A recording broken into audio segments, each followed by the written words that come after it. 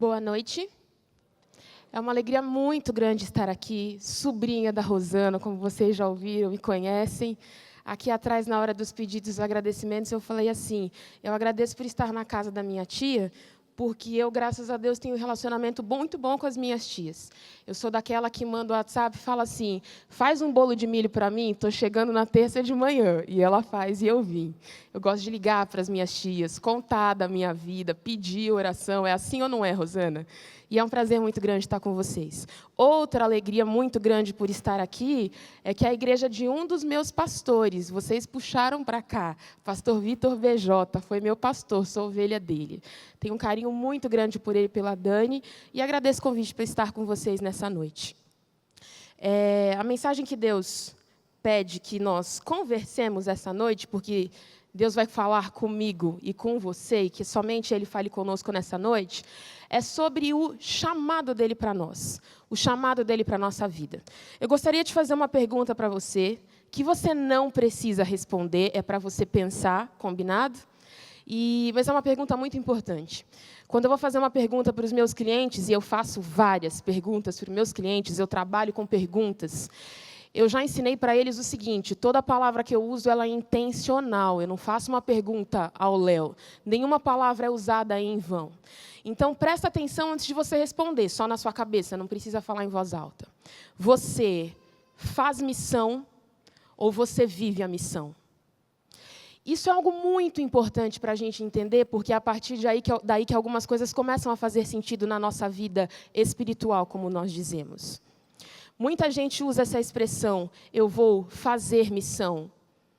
Na Argentina, no Chile, em São Paulo, na Patagônia, no Acre. Eu vou fazer missão ou eu vou viver a missão? Quando eu vou preparar uma mensagem, eu gosto muito de olhar no dicionário o sentido de algumas palavras. E eu consultei o sentido da palavra chamado no dicionário e traz o seguinte para nós. Chamado significa aquele que foi convidado. Mais que isso, o dicionário diz assim, é aquele que foi convocado. Deus tem um chamado para você e para mim, não só nessa noite, mas para a nossa vida até que Ele venha. Então, mais do que sermos convidados, Deus nos convocou para vivermos a missão. E olha que interessante, Deus nos convida para vivermos a missão que é dele, não é nossa. Muitas vezes nós trazemos para os nossos ombros uma responsabilidade que é muito pesada. Não é nosso dever salvar os outros, isso não compete a mim nem a você. Nosso dever é mostrar o caminho para as pessoas que levam à salvação. E a própria Bíblia diz que Jesus é o caminho, a verdade e a vida. Mostre a Jesus e pronto. A sua parte na missão de Deus está cumprida, está concluída. Outro termo interessante, outra explicação interessante que o dicionário traz para nós é para a palavra missão.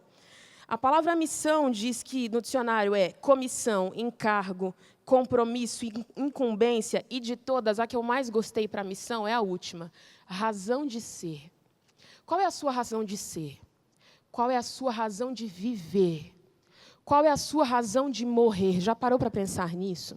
De verdade, de coração, pensa aí, não precisa responder também não. Eu faço muitas perguntas que você não precisa responder em voz alta. Mas você já parou para pensar de verdade, de todo o coração, o que te faz levantar da cama todas as manhãs?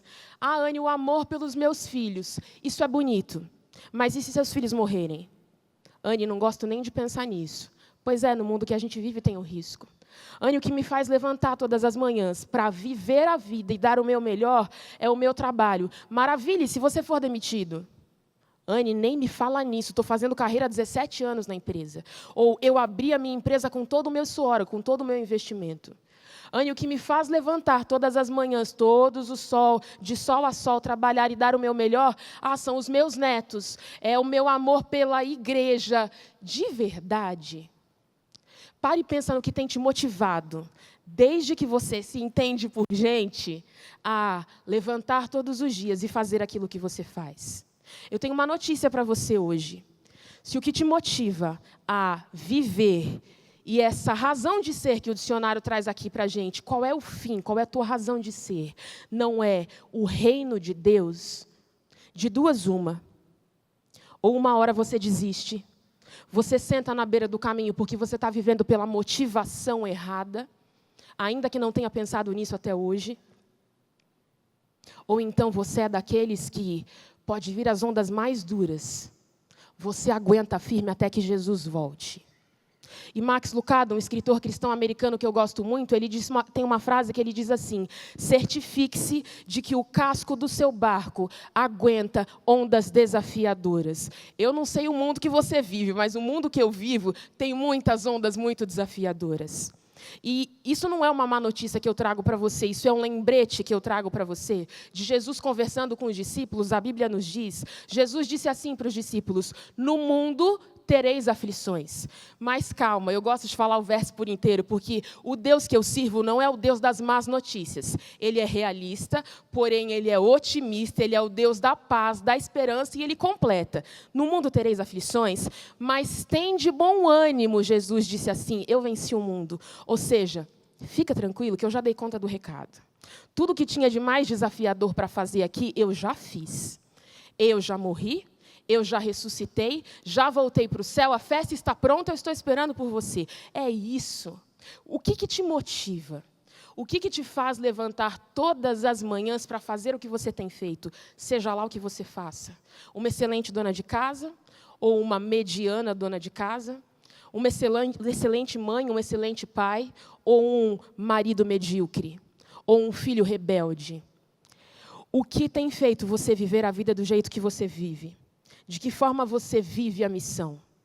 Enquanto nós, queridos irmãos e amigos, ficarmos achando que Deus nos chamou para fazer missão, nós vamos olhar para essa palavra sempre com muito peso, provavelmente com muita tristeza, dizendo: ai, tadinho, foi para a África, meu pai, que dó. Sério?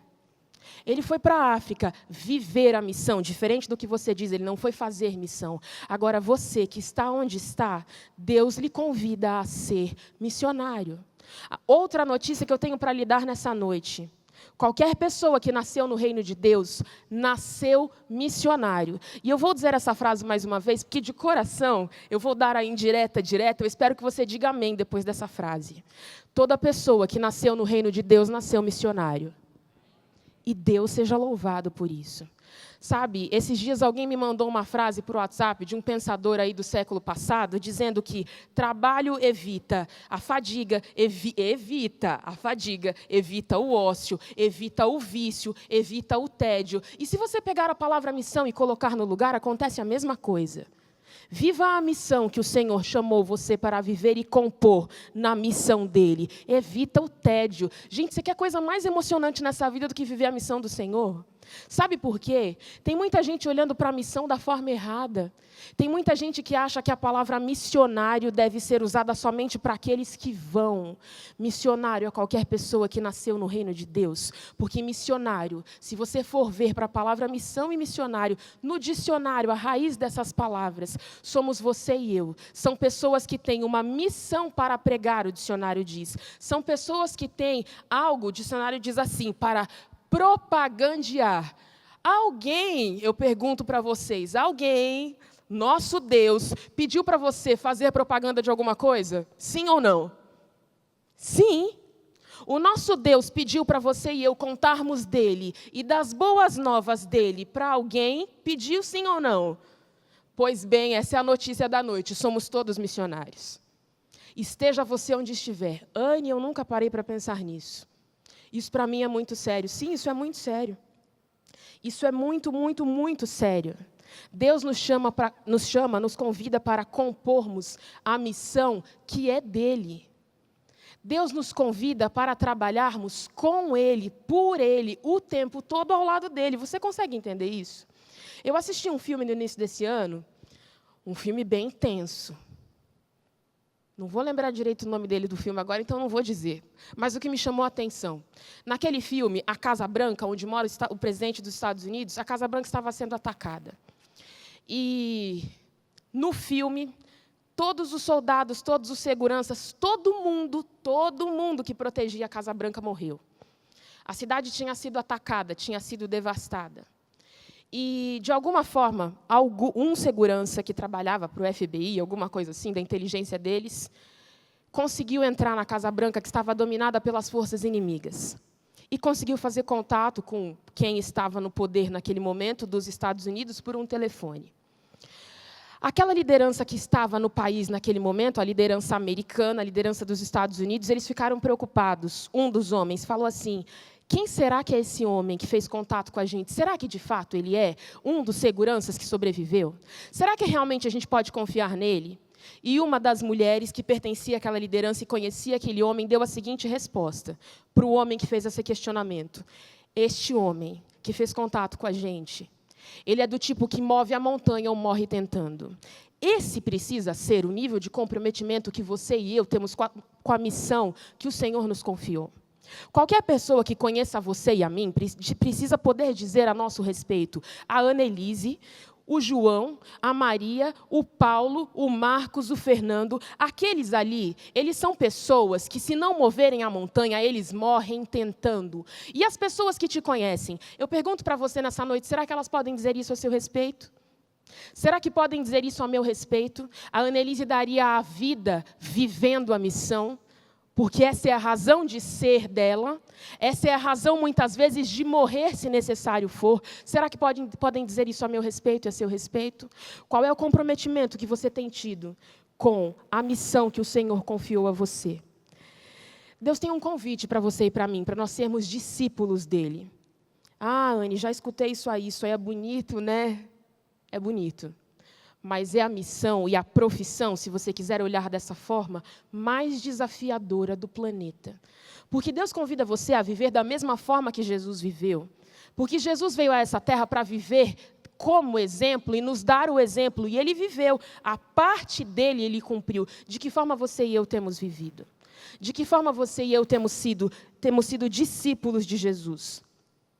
Sabe, essa questão de olhar para o outro, olhar para essa questão de ser missionário, de fazer missão, nós olhamos e dizemos assim: não, missionários são aqueles que vão.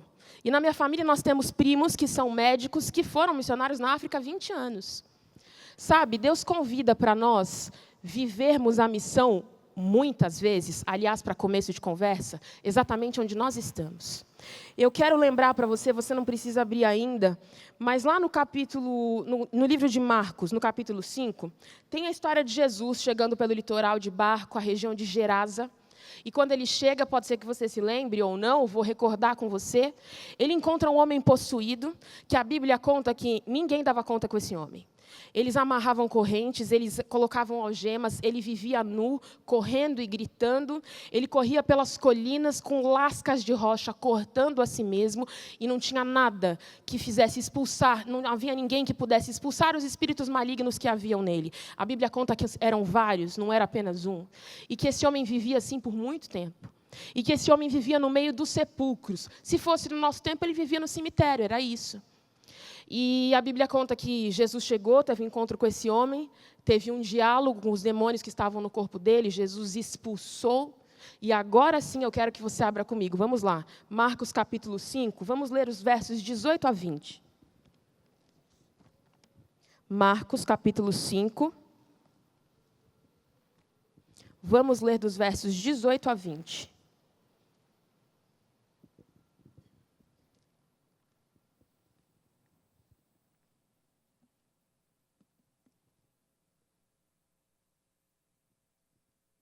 Podemos ler? Diz assim, eu vou ler na versão da Bíblia King James. E quando Jesus estava entrando no barco, ou seja, Jesus fez a cura daquele homem, a cidade presenciou, você pode ler a história toda depois, e agora que Jesus estava indo embora, ok? E quando Jesus estava entrando no barco, o homem que fora possuído pelos espíritos imundos rogava-lhe que o deixasse ir com ele. Jesus não consentiu. Entretanto, orientou-o: vai para a tua casa, para a tua família, e anuncia a eles tudo quanto Deus tem realizado a teu favor, e como teve misericórdia de ti. Então, verso 20, partiu aquele homem e começou a pregar por toda a Decápolis as coisas que Jesus havia feito por ele, e todos ficaram maravilhados. Aquele homem foi um discípulo que seguiu a Jesus? Sim e não. Ele seguiu os passos de Jesus. Ele compôs a parte do chamado dele para ajudar na missão do Senhor. Mas ele não seguiu a Jesus como os outros discípulos, no sentido do vem e segue-me. literalmente, fisicamente. E a Bíblia conta que você acabou de ler comigo no verso 18, ele pediu para seguir a Jesus e Jesus disse não. A tua seara é a tua família, é a tua cidade, é aqui que você fica. A minha missão para a tua família vai acontecer e vai ser cumprida através de você. O pastor Rubens Rogério, que é um pastor que eu gosto muito, ele é pastor lá em Belo Horizonte. Uma vez ele fez semana de oração na igreja de Moema, eu frequentava lá na época, e ele também foi missionário na África por muitos anos, e ele fez uma semana de oração voltada para a família. E todas as noites, o pastor Rubens Rogério falava uma frase que eu decorei, isso faz 10 anos, eu repito até hoje por onde eu vou. A frase é a seguinte: quem é cristão no lar é cristão em qualquer lugar. Eu vou repetir, porque é simples, mas é uma frase muito séria e muito pesada. Quem é cristão no lar é cristão em qualquer lugar. E aí eu convido você a adaptar essa frase nessa noite. Quem é missionário no lar é missionário em qualquer lugar. A nossa primeira seara, o nosso primeiro campo de trabalho é o nosso lar. São os nossos familiares, são os nossos parentes. É muito bonito você querer fazer missão em outro lugar e você não cuidar dos seus. É nobre, é digno, é justo. Você acha de verdade que é isso que Deus pede para você e para mim? Annelise, vá lá pregar na igreja de Curitiba e esqueça dos seus. Você acha de verdade que é isso que Deus pede? O nosso primeiro campo de trabalho é a nossa família. Precisamos ser as melhores esposas, eu ainda não sou casada, mas quando for. Precisamos ser os melhores maridos, os melhores filhos, os melhores pais que nós podemos ser. As melhores sogras, ok? Os melhores sogros, as melhores noras e os melhores genros, os melhores cunhados. E eu falo que Deus me deu o melhor cunhado do mundo, o marido da minha mãe é muito querido. Gente, foi para isso que Deus te chamou, para, em primeiro lugar, trabalhar na sua família. É aqui que você começa sendo discípulo de Cristo, seguindo a Cristo. Que diferença faz você subir num púlpito, distribuir comida aos pobres, entregar folhetos nas regiões periféricas de Curitiba, sendo que quem mora com você não tem nada de bom para dizer a seu respeito? Se eu fosse questionar as pessoas que moram com você, o que elas diriam de você? Olha, vou dizer, viu, prega bem lá de domingo à noite, mas eu sei o que a gente aguenta em casa. Discípulo de Cristo, vive a missão começando na família que tem. Vive a missão começando no lar onde habita. É assim que funciona. A gente vê na Bíblia outros exemplos do chamado de Cristo para discípulos dele.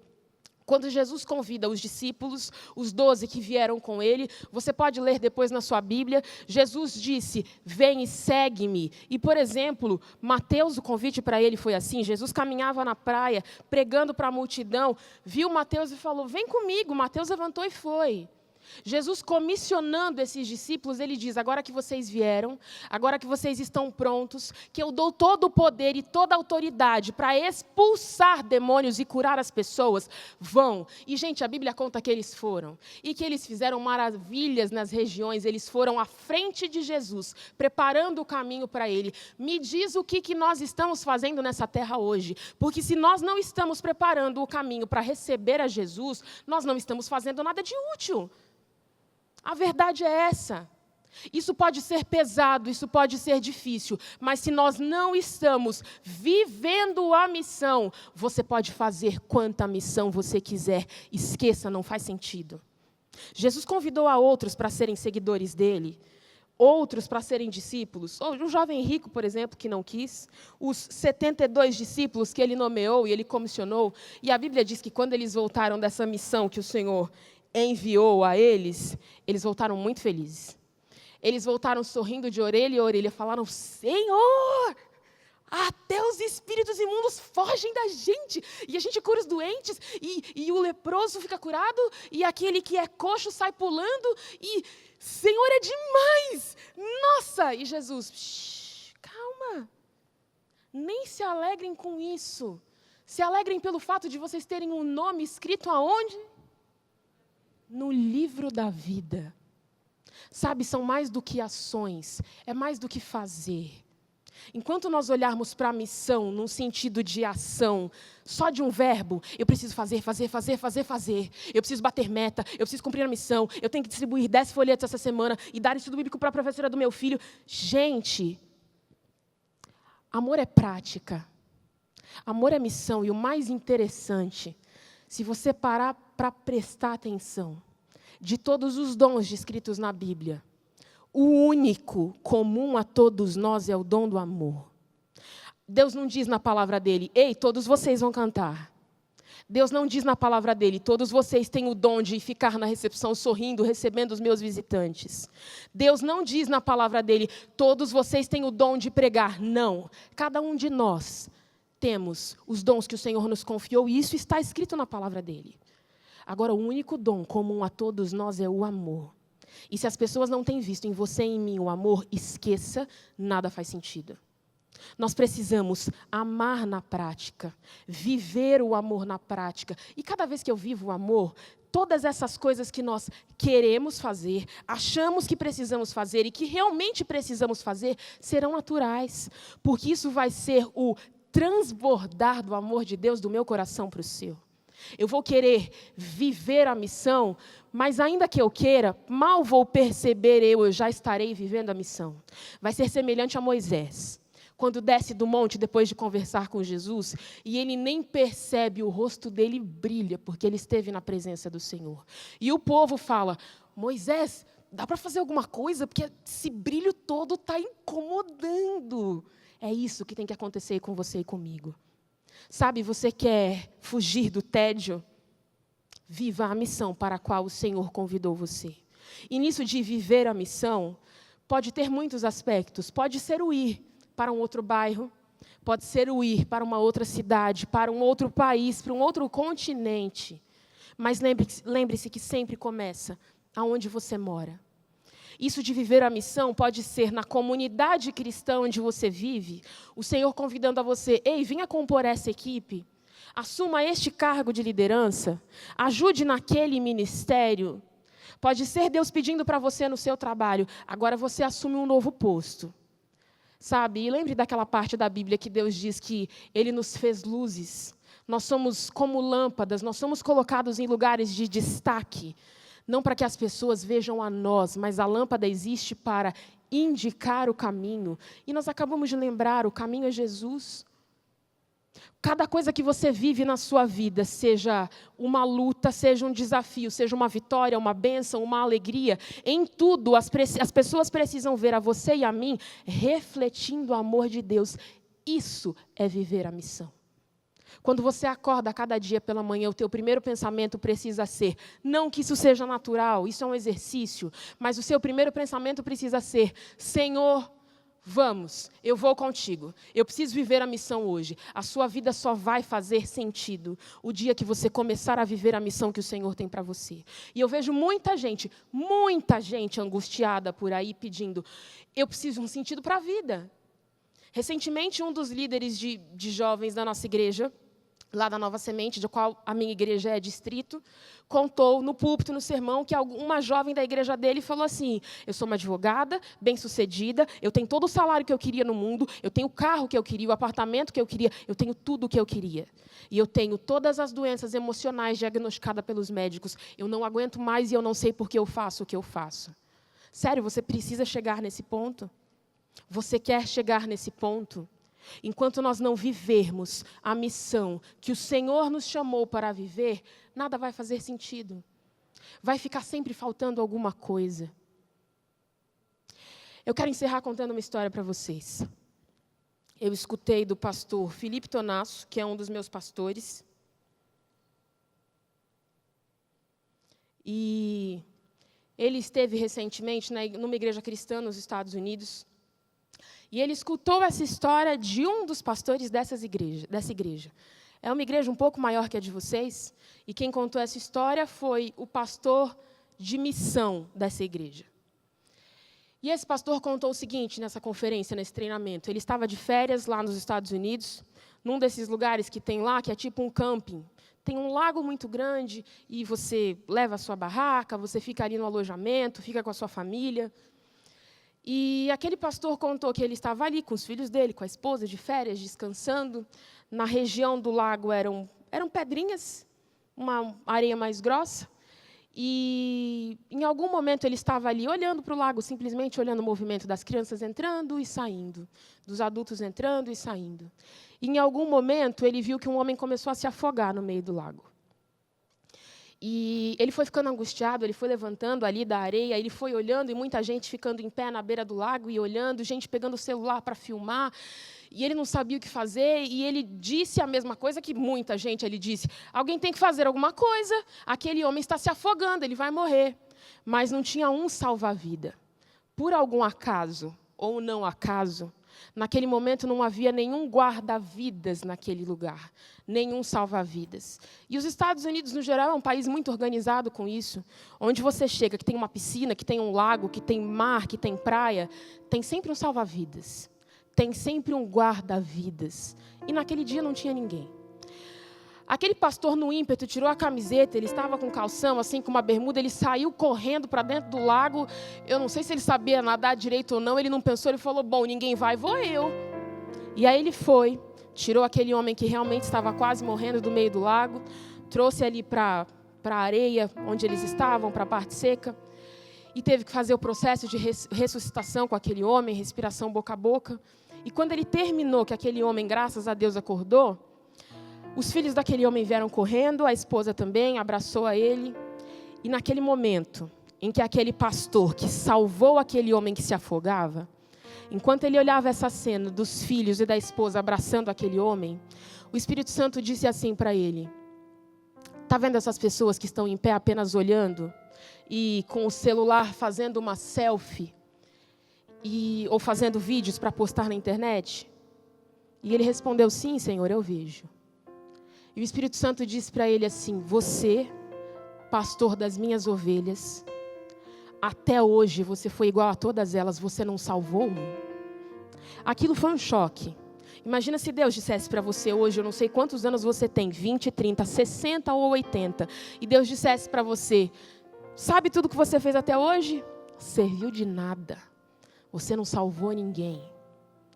E o Espírito Santo falou para aquele homem naquele momento, para aquele pastor, até hoje você esteve na beira do lago, observando as pessoas e você não salvou ninguém, você não entrou no lago até agora. O meu convite para você, o Espírito Santo falou para aquele homem, é que a partir de hoje você tire sua camiseta e entre no lago para salvar as pessoas. Aquele homem ficou muito incomodado. Eu imagino que de verdade que isso deve ser uma coisa muito ruim de você ouvir, do próprio Deus. Não é alguém chegando para você e dizendo, olha, eu tenho visto o seu comportamento ruim. Não, é Deus chegando para você e dizendo assim, ei, faz anos que eu te chamei para a minha obra e você não faz nada. Pastor de igreja, como é que eu ouço isso do Senhor? Algum tempo depois chegou o salva-vidas, que era responsável por aquele local, por aquela região, e ele foi procurar quem foi o moço que tinha salvo aquela vida, foi conversar com aquela pessoa e era aquele pastor. E aí eles continuaram conversando um tempo e aquele salva-vidas contou que entre os salva-vidas, entre os guarda-vidas dos Estados Unidos, eles têm um lema. Enquanto eles estiverem de plantão, isso seria um termo mais médico, mas enquanto eles estiverem trabalhando, enquanto eles estiverem na ativa, no turno deles, eles têm um seguinte lema: no meu turno, ninguém morre. Eu fico tão alerta, eu sei a cor do maiô que aquela menina entrou na água, eu sei que horas aquele garoto passou de calção ali verde, eu sei há quanto tempo aquela criança está na água, eu sei que horas aquele idoso saiu, eu enxergo tudo, eu estou atento a tudo, eu estou acompanhando tudo, e no meu turno ninguém morre. Quando aquele pastor saiu da conversa com aquele guarda-vidas, ele orou e ele disse assim, Senhor, eu entendi, e a partir de hoje, Senhor, no meu turno ninguém morre. Sabe, desde que eu escutei essa mensagem, isso chacoalhou meu coração. Porque se você ainda não entendeu, o seu turno dura a sua vida. Enquanto Jesus não voltar, ou enquanto o seu fôlego de vida não expirar, esse é teu turno. Eu estou em turno há 33 anos. E de verdade, eu não queria ouvir de Deus que eu não tenho feito nada. E aí virou meu lema de vida. No meu turno ninguém morre. No meu turno ninguém vai morrer sem saber que pode ser reconciliado com Cristo Jesus. No meu turno eu vou viver a missão que Deus confiou para mim. E a minha pergunta para você nessa noite: De que forma vai ser o seu turno? De que forma você pretende viver até que Jesus venha? Quantas vidas você pretende impactar e alcançar até que Jesus venha? Eu fico imaginando que se todos nós vivêssemos como esses guarda-vidas americanos, será que Jesus já não teria voltado? Porque quando você vive de plantão, você sabe que é sua missão alcançar aquele padeiro da padaria que você vai há 20 anos, toda tarde buscar o pão e não sabe o nome dele ainda. É teu dever alcançar o monitor da escola do teu filho, que todo dia de manhã vai na porta buscar ele e até hoje você não sabe o nome dele.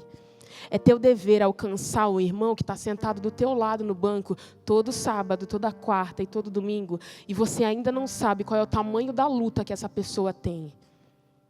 É teu dever ajudar cada pessoa que cruzar o seu caminho. Isto é viver a missão. Não tem essa, tá? De vou viver meu ano sabático. Isso é tão comum ouvir na nossa igreja. Cansei, estou trabalhando 10 anos, vou descansar. Não, a gente não descansa até que Cristo venha. Não há outra alternativa. Na lógica do reino, as coisas são ao contrário. Na lógica do reino do céu, as pessoas cansadas estão trabalhando. É assim que funciona. Quanto mais cansado você está, quando você entende que você é um missionário do reino de Deus nessa terra, mais trabalho você busca para fazer. Precisa ir, eu vou. Tem que visitar, eu vou. Tem que levar, eu levo. Você busca para você quase que aquilo que não é teu. Porque a tua vontade de ir para casa é tão grande que você fala assim, eu vou viver a missão. Seja onde for, a hora que for, do jeito que for, eu preciso viver a missão. Porque no meu turno, ninguém vai morrer sem saber que pode ser reconciliado com Deus através de Jesus Cristo. Eu quero ler para vocês, você não precisa abrir sua Bíblia, só para a gente encerrar. O verso que está em Isaías 40, versos 30 e 31. Você conhece esse texto e é muito bonito. E diz assim: ora, até os adolescentes se cansam e ficam exaustos, e os jovens tropeçam e caem. Mas aqueles que esperam no Senhor renovam suas forças. Voam alto como águias, correm e não se fatigam, caminham e não se cansam. Faz sentido? Sabe, eu vou te fazer um pedido essa noite. Se você não quiser compor a missão por você, pelo menos faça isso por mim. Sabe por quê? Eu já cansei de viver aqui, eu não sei você. Para mim não faz muito mais sentido continuar nessa terra muito mais tempo.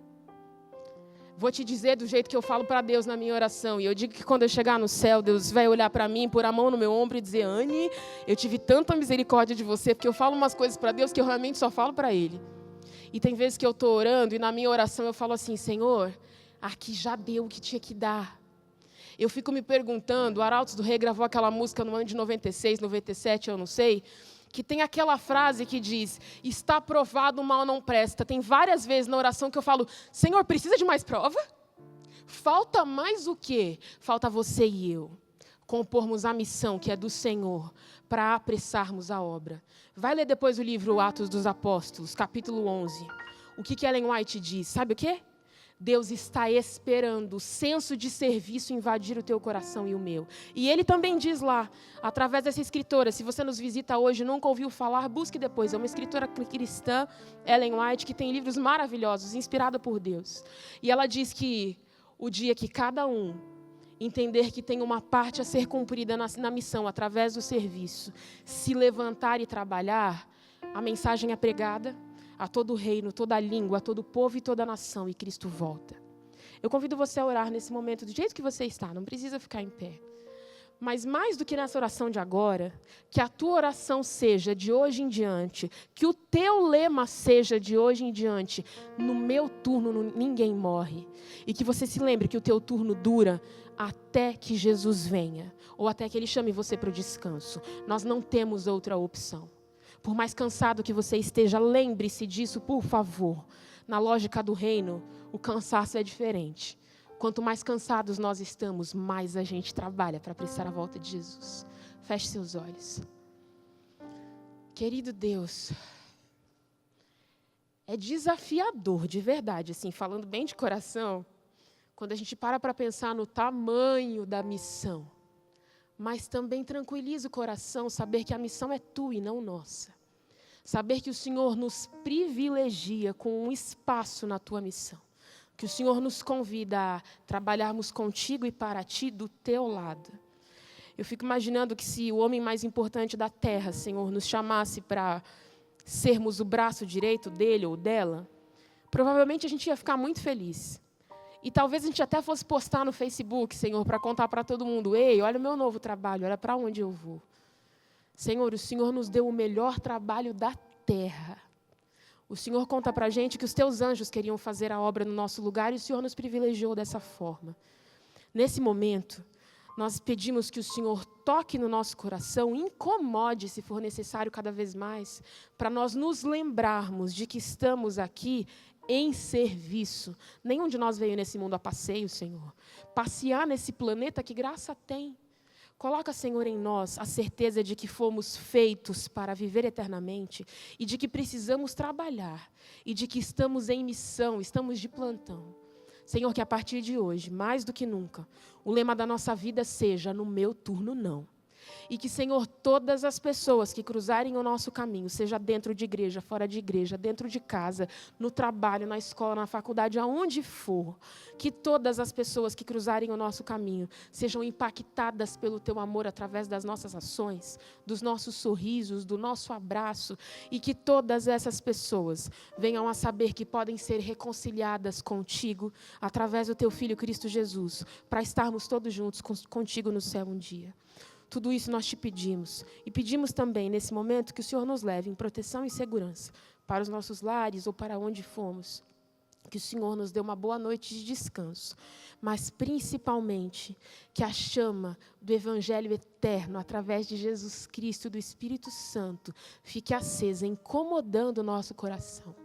Acende, Senhor, essa chama no nosso coração, se por acaso ela já se apagou, reaviva, e que nós saiamos daqui com a certeza de que no reino de Deus nós nascemos missionários. Tudo isso nós te pedimos e já te agradecemos com a certeza de que fomos atendidos pelo nome, pelo amor e pelo sangue de Jesus Cristo. Amém.